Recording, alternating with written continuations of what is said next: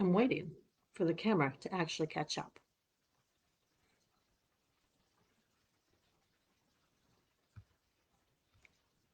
Hello, I'm Sandy Walden from Serenity, your master grief coach and master grief coach trainer. We hear, we read, we say, grief is the price of love.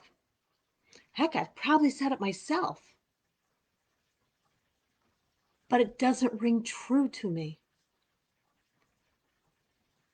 What is it like for you to consider reframing that? When I think about that statement, grief is the price of love, it feels inevitable to me, as though if I love and care about someone, a circumstance, that I'm going to suffer and I'm agreeing to it. I don't believe that's true. I love my grandchildren beyond anything I can tell you.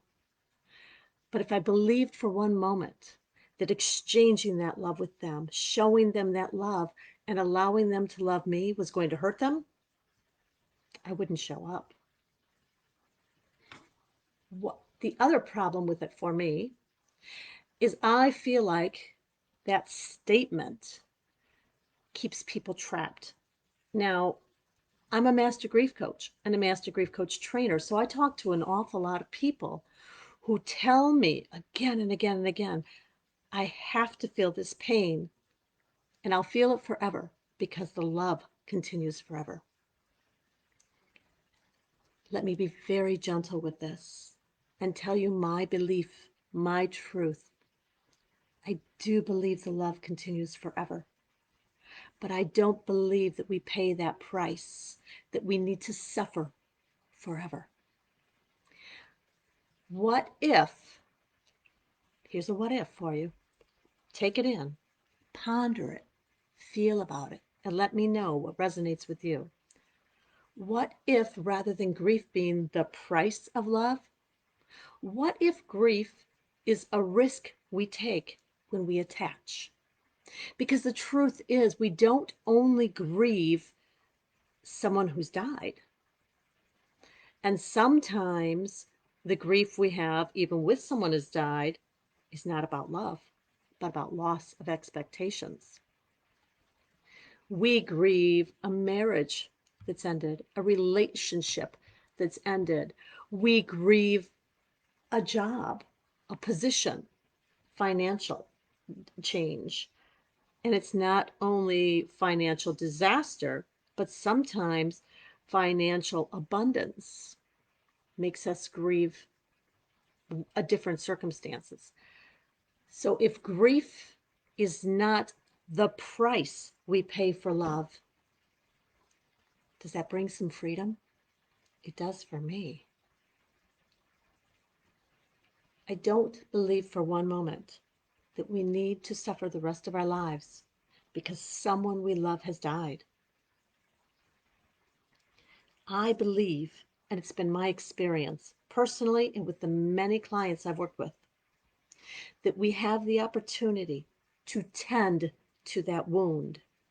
And that's what causes the grief, is the wound, the loss, the hurt.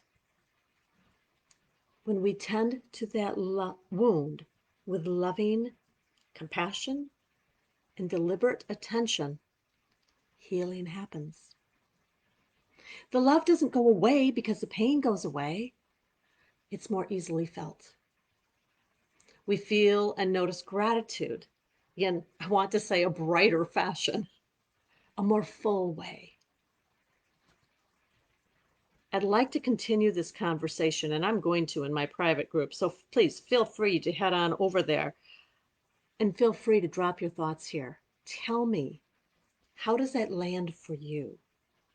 Are you open to considering possibilities?